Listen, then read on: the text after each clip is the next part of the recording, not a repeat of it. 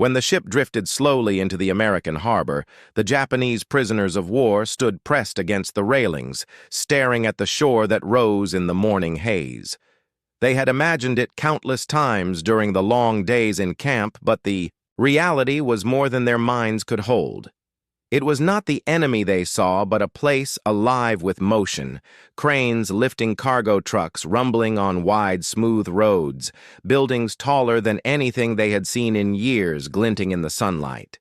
The smell of salt and oil mixed with something new and clean, something like bread baking. They were nervous, afraid of how they would be treated. They had fought against these people, and now they stood on their land, unsure of what awaited them. Man in a blue uniform shouted orders, not harshly but firmly, and guided them down the gangway.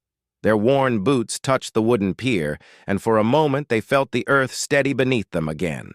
They were led to a large building with white walls, and big glass windows. Inside the air was cool, and there was light everywhere. One of the Americans handed each of them a towel soap and a clean shirt.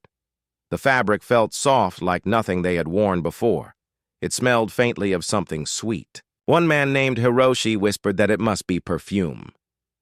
He laughed softly, though his laughter sounded strange in his own ears, as if he had forgotten how to do it properly. The Americans spoke words they could not fully understand, but there was no anger in their voices, no cruelty, just brisk movement and kindness that seemed effortless, and this confused them more than hostility would have. After they had washed, they were brought to a large hall where tables were set in neat rows. There were trays lined with silver plates, napkins, cups. The men hesitated, unsure if they were supposed to sit. An officer gestured for them to take a seat, and they did so, stiffly glancing around like schoolboys in a foreign classroom. Then came the smell, warm, rich, heavy with meat and something fried. They had eaten nothing but watery rice and thin soup for months, so the aroma alone made their stomachs ache with longing. A young American soldier placed a tray before each of them, and on it was the strangest thing they had ever seen: round bread, soft and shining, a slice of red tomato, a leaf of green, something crisp, and in the middle, a patty of brown meat steaming hot. Beside it stood a small bottle made of glass filled with a dark liquid. Capped with metal droplets of water clung to the sides and reflected the light. The soldier said, "Burger Coca-Cola," and smiled Akira. The youngest of the group stared at the bottle and turned it in his hands. He could see his own reflection warped. By the glass, he thought it might be a kind of medicine or alcohol, but the smell was sweet, like sugar. He looked to his friend Masao, who shrugged. They had survived years of hunger, disease, and bombs. Surely they could survive this. So Akira raised the bottle to his lips and took a sip, and in that instant his eyes widened. The fizz burst against his tongue, tiny explosions of cold sweetness that seemed to chase away the dust of the camps. It was as if he had swallowed laughter itself. He coughed, then laughed for real, a sharp sound that made the others stare and then laugh with him because the sound was contagious. They tasted the burger, next the bread soft and warm, the meat salty, rich juices running down their fingers, the green leaf crisp, the red slice cool against the tongue, flavors they had never known, layered together in a way that made their heads spin. They ate slowly at first, then faster until the plates were empty and the room filled with the quiet hum of chewing and soft conversation. Akira looked around and saw the American soldiers watching them, not with mockery, but with curiosity, and maybe something like respect. One of them raised his bottle and said something cheerful, though the words were lost in the noise. Still, the meaning was clear, a gesture of peace. After the meal, the men sat back, their stomachs full for the first time in years, their eyes heavy from exhaustion and comfort. One of them said softly, "So this is what the enemy eats?" They all laughed, again a weary sound full of disbelief. Hiroshi said, "Maybe this is why they won." And though he meant it as a joke, the thought lingered in the air because there was truth in it. These people seemed untouched by the ruin that had swept across Asia. Their cities stood, Their people smiled, their tables overflowed with food and drink. It was not only power they possessed, but a kind of faith in abundance, a belief that life was meant to be enjoyed. Akira could not stop thinking of the taste, even. As the evening fell and they were led to a dormitory to rest, he lay on a clean bed, the sheets white and soft, staring at the ceiling, hearing the hum of electricity in the walls. He thought of home, of his mother, who had written her last letter, too. Years ago, of his younger brother who had dreamed of becoming a teacher of the street. He used to walk that might now be gone. He thought of the burger and the drink and how it made him feel something he had not felt since he was a boy, a sense that life could be gentle, that the world might hold surprises beyond hunger and fear. He closed his eyes and whispered a quiet thank you, though he did not know to whom. The next morning they were given more food, eggs, toast, jam, and again the bottles of Coca-Cola. The fizz popping softly when opened, Akira saved half of his meal and wrapped it in a napkin. He wanted to remember the taste, to carry it home. Somehow he told Masao that when he returned to Japan, he would find a way to make something, like it, to show people that there was a world beyond ashes. Masao smiled and said, "Maybe one day," and Akira nodded, knowing that even if he never could, he would remember this feeling forever. And as the days passed, the men began to walk more freely. They spoke to their guards through gestures and halting words. They smiled when offered cigarettes and sometimes shared stories about home. They were no longer only prisoners. They were witnesses to another way of living, a life built not on conquest, but on creation. They realized that the true strength of a nation might not be in its guns, but in its kitchens, in its ability to make joy taste like sugar and bread and bubbles that danced on the tongue. And so the memory of that first burger and that first bottle of Coca-Cola became more than just a meal. It became a symbol of peace, a promise that the world could rebuild, not just with machines and treaties, but with simple acts of kindness, served warm on a plate. The next day began with a clear sky, the light spilling through the windows of the dormitory where the Japanese prisoners rested their bodies, still not used to the comfort of soft beds and clean air. Akira woke first and sat up slowly, feeling the strangeness of waking. Without the sound of shouting or the ache of hunger, he looked around at the other men, some still asleep, others sitting quietly lost in their thoughts. They had been soldiers for so long that peace itself felt like a foreign land. He rose and walked toward the window, staring out at the American base below. Trucks moved along paved roads. Soldiers laughed near a building where music was playing faintly from a radio, and there was the smell again. Warm bread-roasted meat, something alive and generous, that floated on the wind like a memory of a better world. When they were led to breakfast, the American soldiers greeted them with nods and a few hesitant words.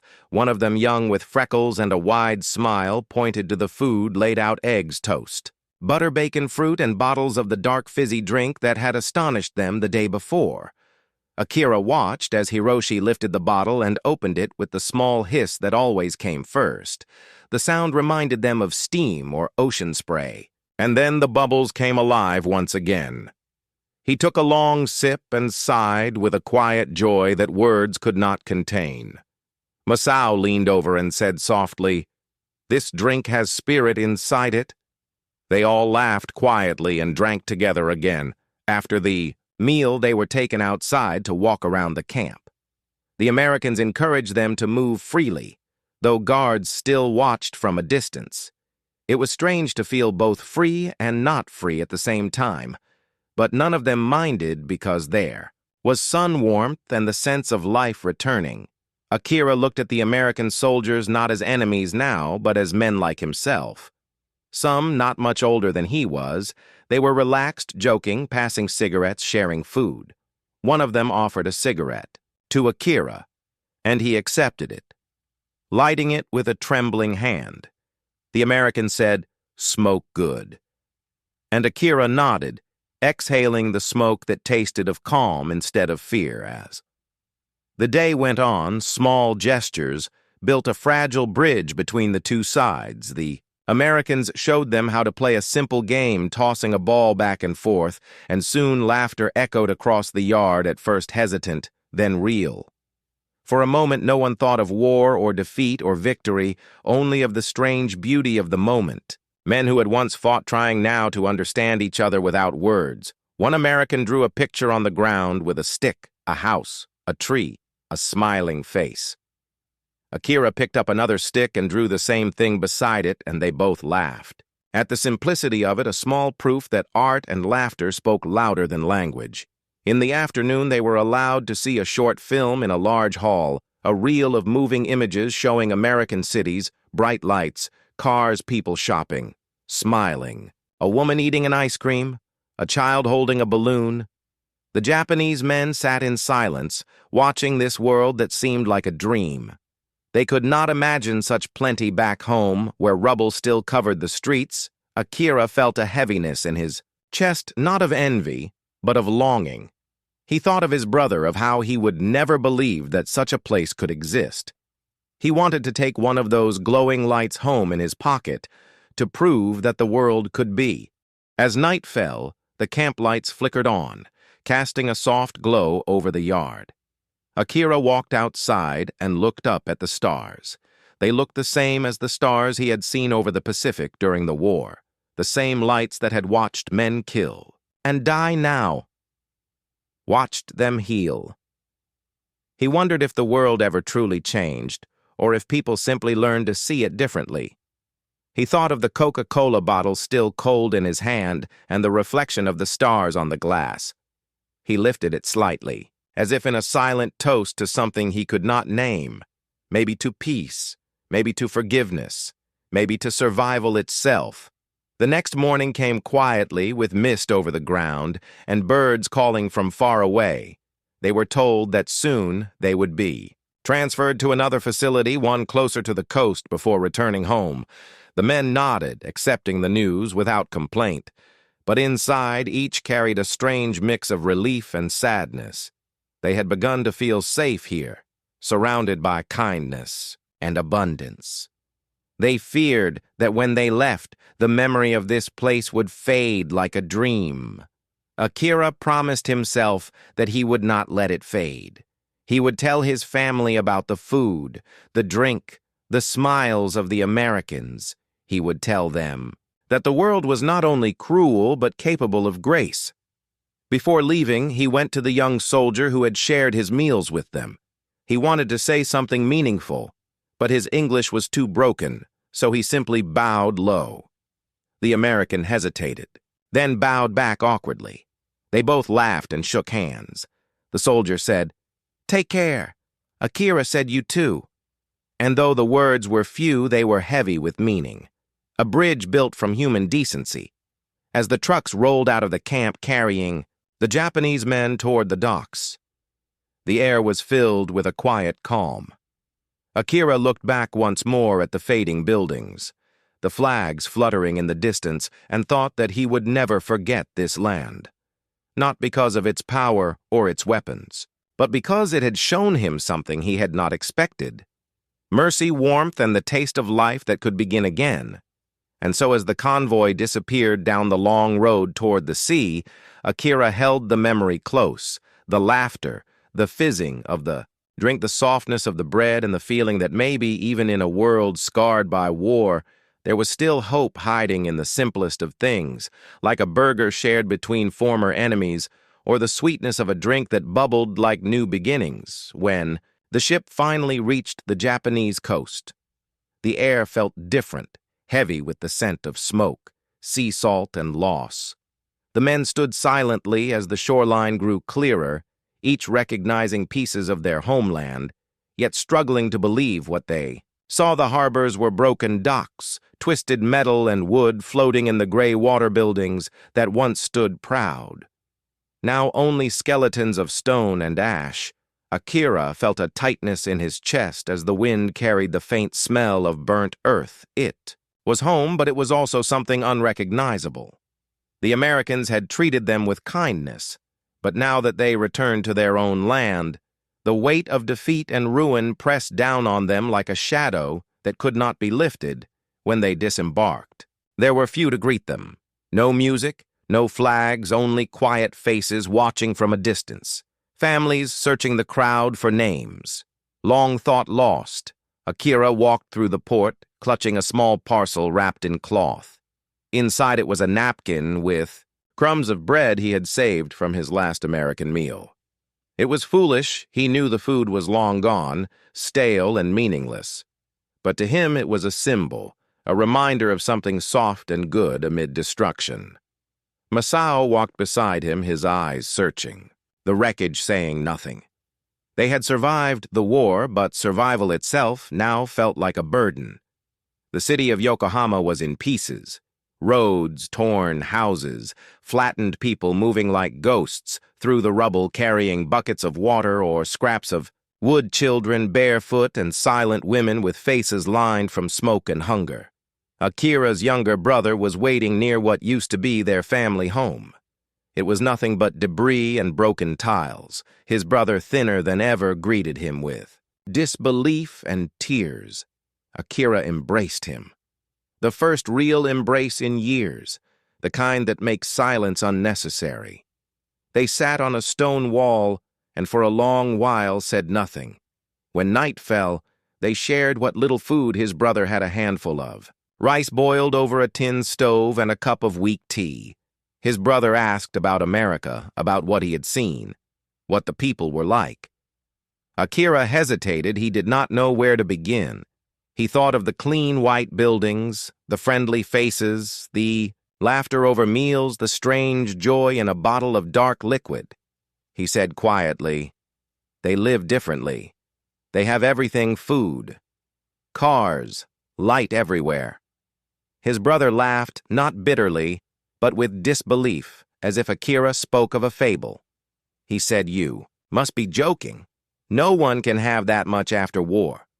Akira smiled faintly and said they do, and they share it too. The days that followed, Akira tried to adjust to the rhythm of a ruined world. His brother scavenged for wood and water. They helped rebuild houses brick by brick. Neighbors gathered in silence.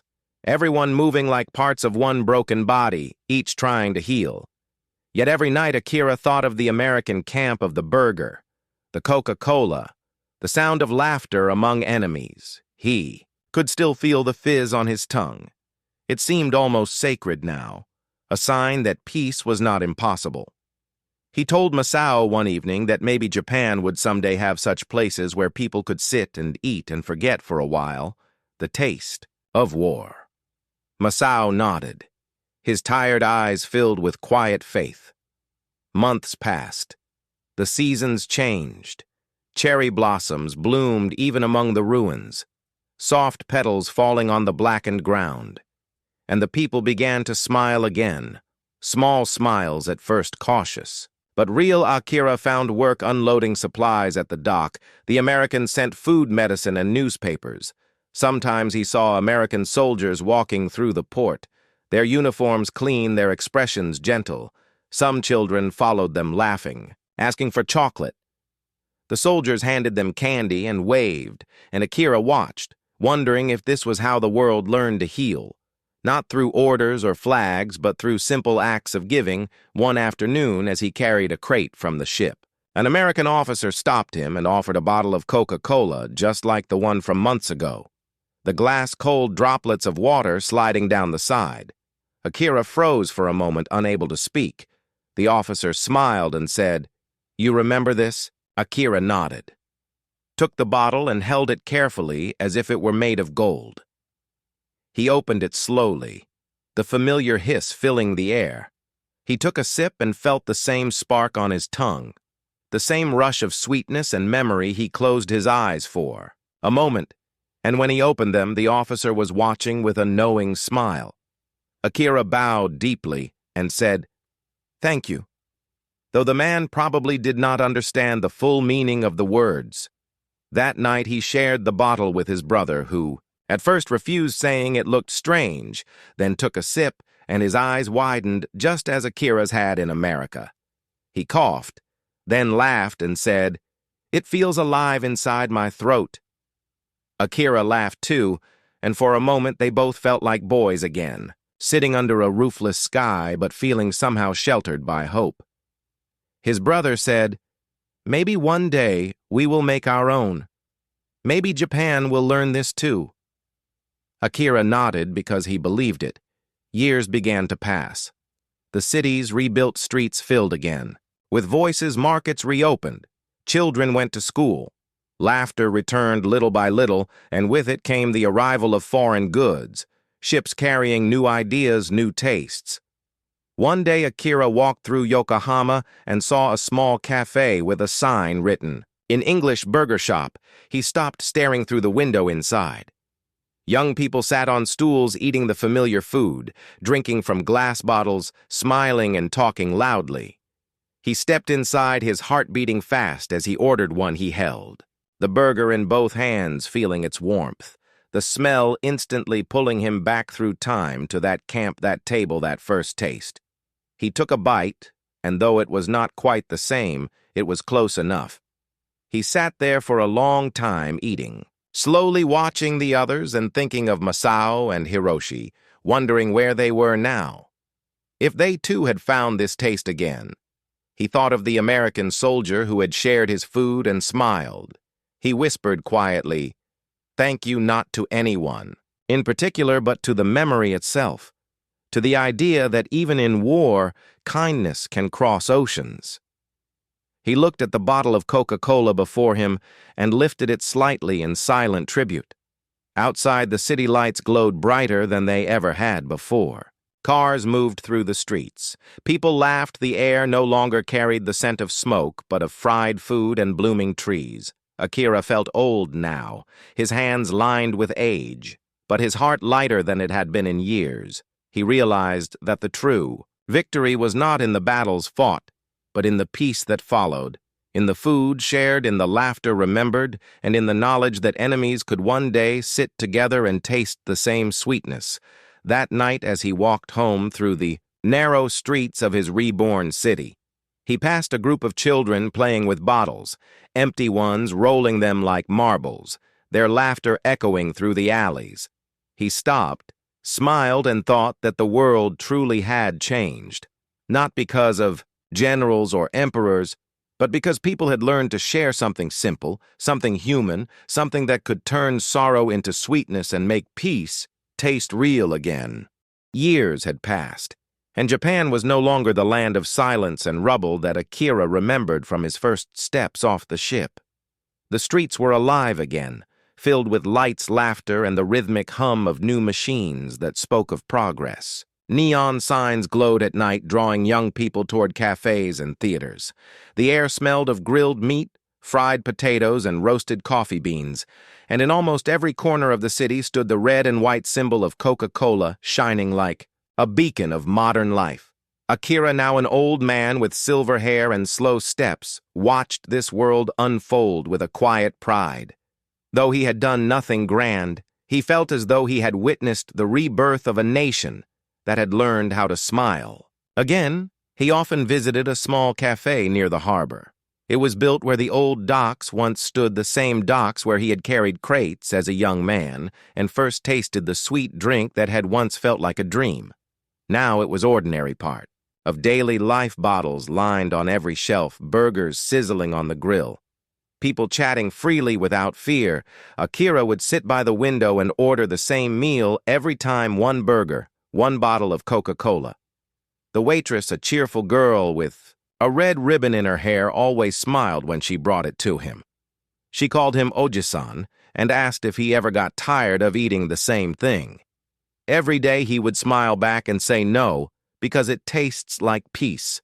His son, who worked in a factory, sometimes joined him during lunch. They would sit together. The son, young, confident, full of ideas and questions, he spoke of new machines and films from America, of cars that would one day fly. Akira listened patiently, smiling at the way the world had grown so quickly. His son often asked him about the war, though Akira rarely spoke of it in detail. He preferred to tell stories of what came after, of the kindness of strangers, of the taste of that first meal he had been given in captivity. One day the son laughed and said, "Father, you talk more about that burger than about the whole war." And Akira said softly, "Because the war taught me to survive, but the burger taught me to live." One afternoon, they sat together at the cafe as usual, the sunlight glinting off the water in the distance. People walked past carrying shopping bags, the sound of a bus horn echoing faintly. The waitress brought their food and bottles, the glass cool to the touch, the bubbles dancing as the caps popped open. Akira watched the fizz rise and thought of that first sip in America, the laughter that had burst from his throat without warning.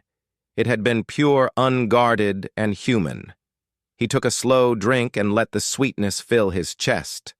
It still tasted the same, though everything else had changed.